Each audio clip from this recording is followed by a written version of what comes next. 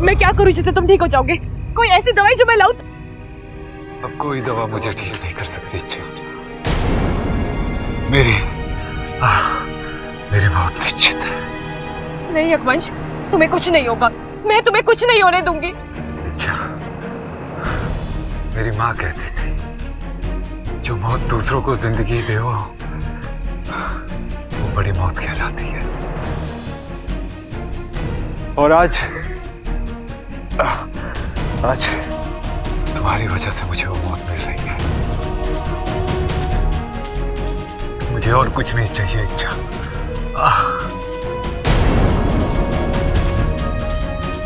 मैं तो जा रहा हूं,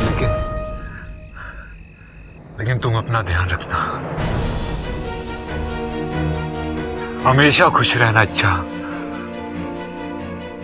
उस वैशाली से कभी मत आना। देर से ही सही, लेकिन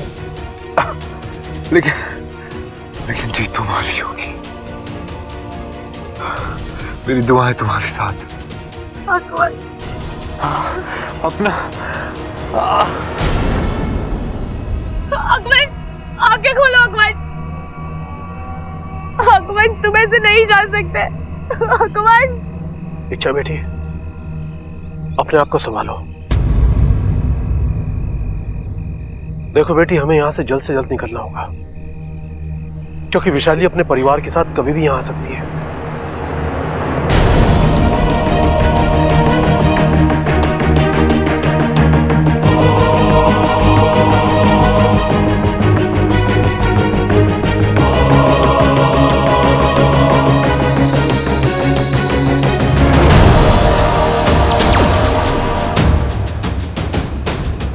बाकू, अकवंश का अंतिम संस्कार करवा दो।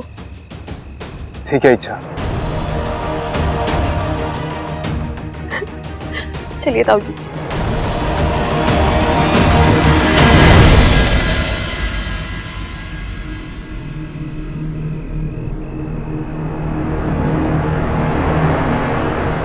मेरा घर आ गया।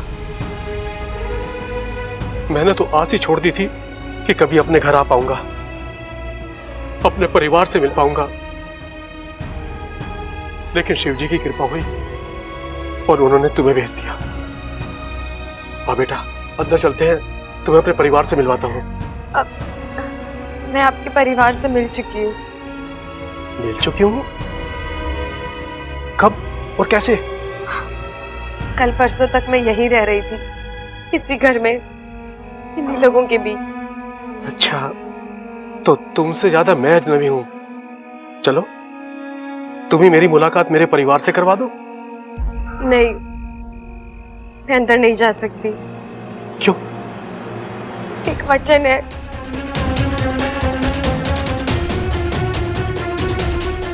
कुछ ही घंटों में बब्बल की नाग आत्मीकरण विधि शुरू होगी। बचा लो अपने बब्बल को, जाओ।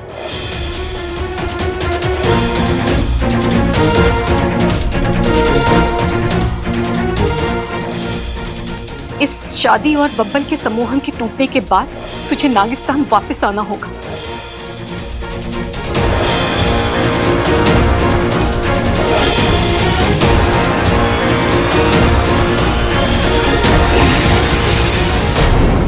इतना सब कुछ हो गया यहाँ पर? जी, और जो हुआ है उसे बदला नहीं जा सकता। मैं चलती हूँ। मैंने अपनी माँ को वचन दिया है, मुझे वापस जाना होगा। लेकिन बेटा, एक बार सबसे मिलकर। नहीं अंकल, अगर सबसे मिल लूंगी तो कमजोर पड़ जाऊंगी, और फिर इन सबको छोड़कर जाना मेरे लिए बहुत मुश्किल हो जाएगा। ठीक है बेटा, जैसा तुम उचित समझो, लेकिन बेटा मेरी एक बात हमेशा याद रखना, जब तक मैं जिंदा हूं इस घर के दरवाजे तुम्हारे लिए हमेशा खुले रहेंगे। जी शुक्रिया, लेकिन अब मैं यहाँ वापस कभी नहीं आऊंगी।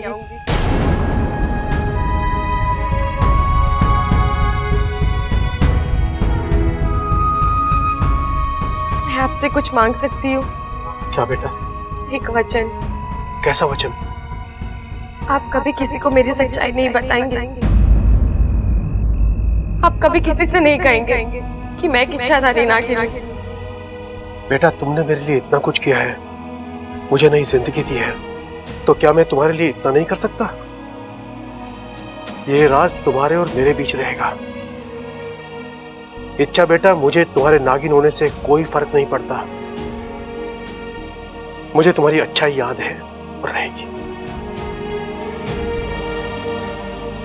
जाओ बेटा, खुश रहो। आप भी जाइए, अपनों से मिलिए। उनकी आंखें भी आपको देखने के लिए तरस रही हैं।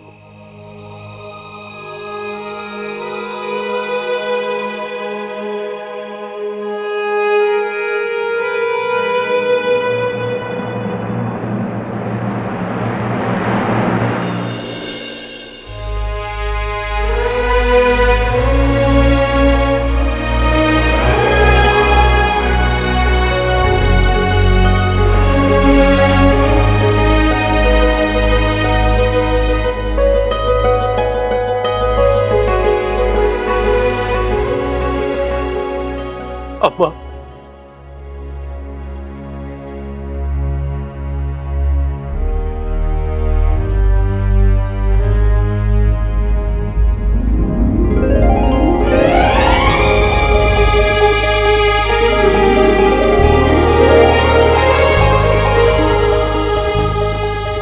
शंकर, शंकर, शंकर, माँ,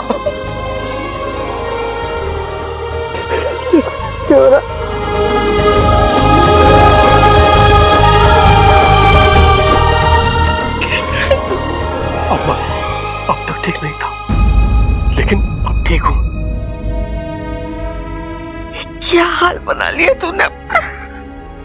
अम्मा, सिर्फ चेहरा बिगड़ा है, अंदर वही 13-30 साल पुराना शंकर है। जानती हूँ छोरा, लेकिन मैं ये 30 साल के एक एक पल का हिसाब लूंगी। तूने बहुत तड़पाया मुझे और अपने पूरे परिवार को। मैं तुझे तेरे परिवार से मिलाती हूँ। प्रबल, सबल, बबल, जल्दी बाहर आओ, देखो तो कौन आया है।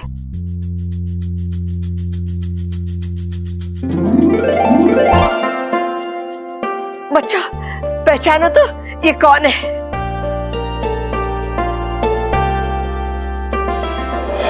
ये कौन सी जगह है? बेटी ममता, बेटी मैं शंकर, खड़क का बड़ा भाई। शंकर ताऊ जी? हाँ जी, ये मेरा बड़ा बेटा शंकर, और शंकर ये तेरा परिवार है। हमारे भतीजे प्रबल, सबल, बबल, और ये तेरा पोता अप्पू, और ममता को तो तू जानता ही है। बच्चों, पैर छुओ।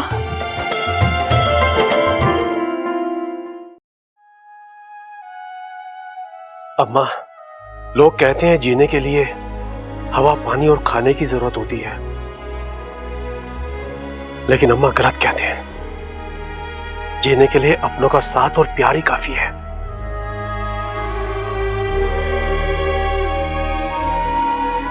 अम्मा, खड़क और चंचल दिखाई नहीं दे रहे हैं?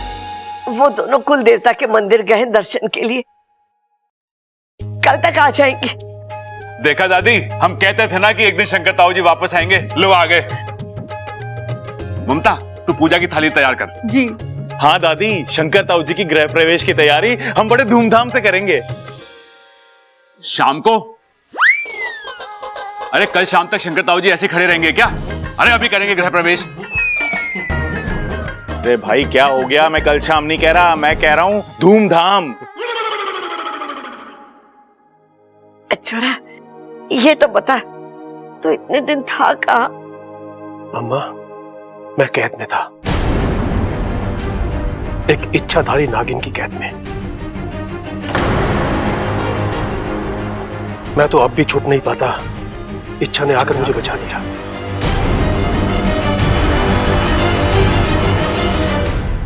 इच्छा? हाँ,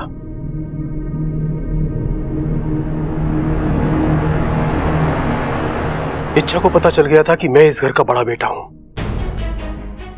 और विशाली की कैद में हूं। उसने मुझे आकर बचा लिया।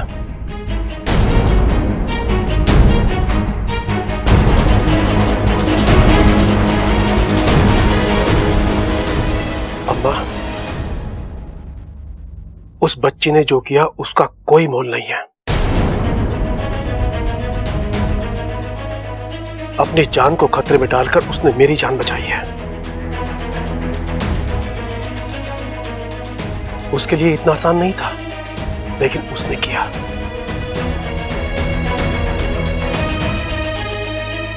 मैं नहीं जानता आप सब लोगों से उसका क्या रिश्ता है, लेकिन आप सब लोगों से वो बहुत प्यार करती है।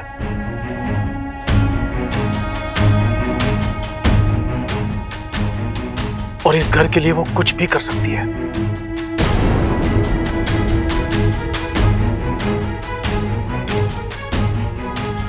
ताऊ जी, इस वक्त इच्छा कहाँ है? नहीं मालूम। मुझे छोड़ने के लिए वो दरवाजे तक आई थी और फिर कहने लगी, इसके आगे मैं नहीं जा सकती। मैंने कहा, बेटी अंदर चलो। कहने लगी कि इस घर की कहानी मेरे लिए अब खत्म हो चुकी है।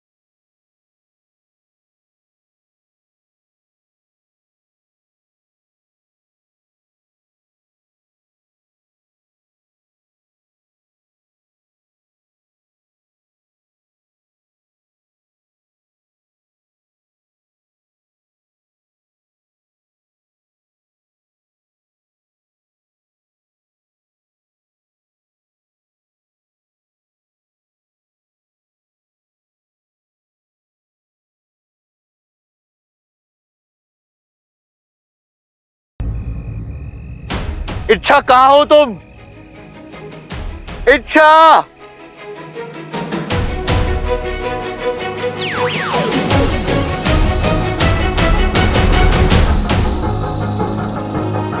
इच्छा,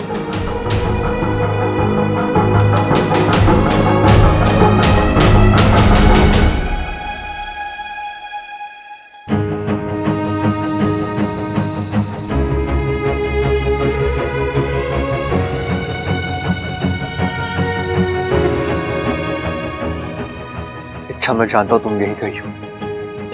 तुम मुझे छोड़ के जा ही नहीं सकती। इच्छा, इच्छा प्लीज एक बार मेरे सामने आ जाओ। मुझे तुमसे बात करनी है, तुमसे माफी मांगनी है। इच्छा, मुझे एक मौका दे दो, सिर्फ एक। मैं सब कुछ ठीक कर दूंगा।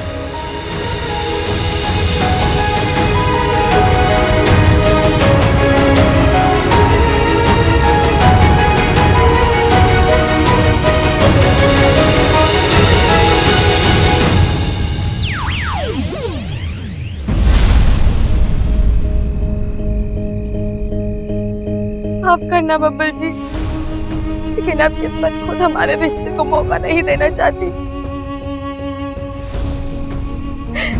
हम एक दूसरे के आसपास तो हो सकते हैं, लेकिन एक दूसरे के साथ नहीं।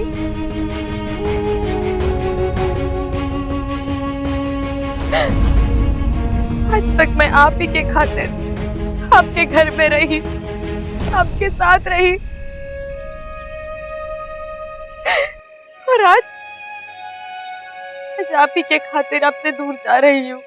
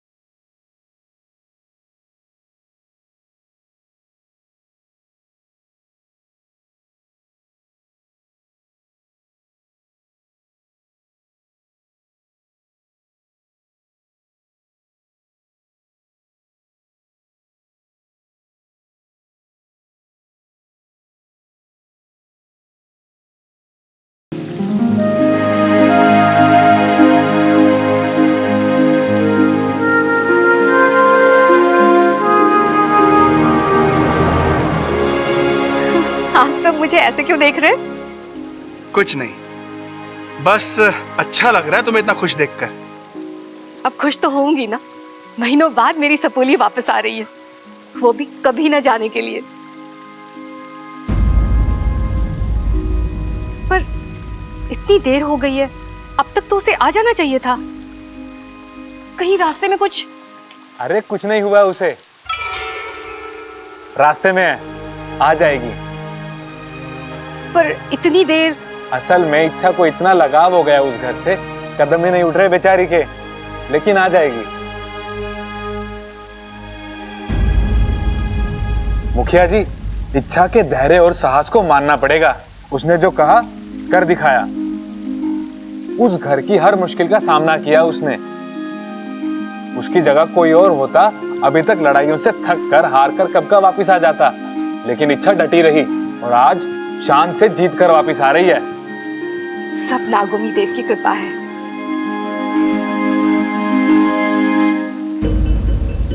क्या बात है गुरुजी?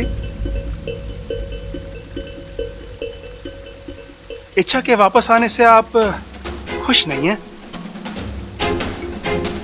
खुश तो मैं तब होता जब इच्छा अपना अभियान पूरा करके यहाँ वापस आती। आज एक माँ की ममता शायद जीत गई है, परंतु हमारा नागिस्तान हार गया है। नागिस्तान का अभियान अधूरा रह गया। अब शायद इंसान नागों की अच्छाइयों को कभी नहीं समझ सके।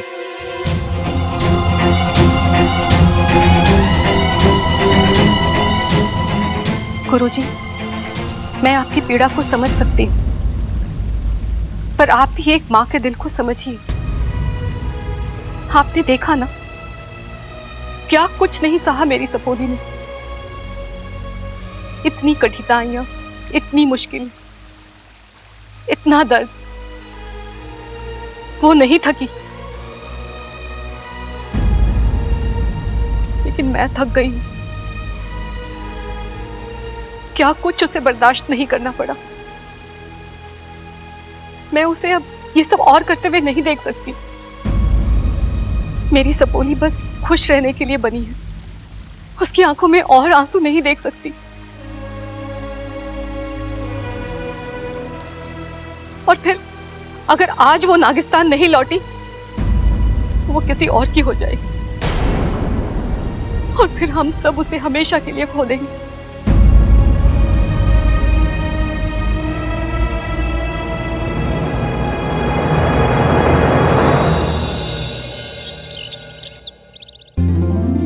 छोरा, खाना कैसा बना? अरे माँ, इतने सालों बाद तेरे हाथ का खाना खाया है, मजा आ गया। तो और खाना, कितना कमजोर हो गया है तू। ममता। जी दादी जी। देख छोरी, मैंने गोंद के लड्डू बना के रखे रसोई में, जा जाके ले आ, शंकर को बहुत पसंद है। जी दादी जी। अरे वाह भाई, भाई ऐसा लग रहा है जैसे आज कोई त्योहार है। अरे सो तो है, ताऊ जी सालों बाद वापस आए हैं। अरे किसी ने मुझे बताया नहीं, कहाँ है ताऊ जी? कहाँ है? ये आदमी कौन है? गलत बात है तेरी दादी, आज तक हमें तो तूने कभी इतने प्यार से खिलाया नहीं, और एक अनजान आदमी को तेरी लाल डायरी कम पढ़ने लग गई आजकल, पूरा रजिस्टर रखा कर अपने साथ। अरे यही है हमारे शंकर ताऊ जी। अरे मेरे को तो पता है, कल ही तो मिले थे, वो दाढ़ी वाड़ी में इतना क्या हुआ बबल जी, कुछ पता चला इच्छा का?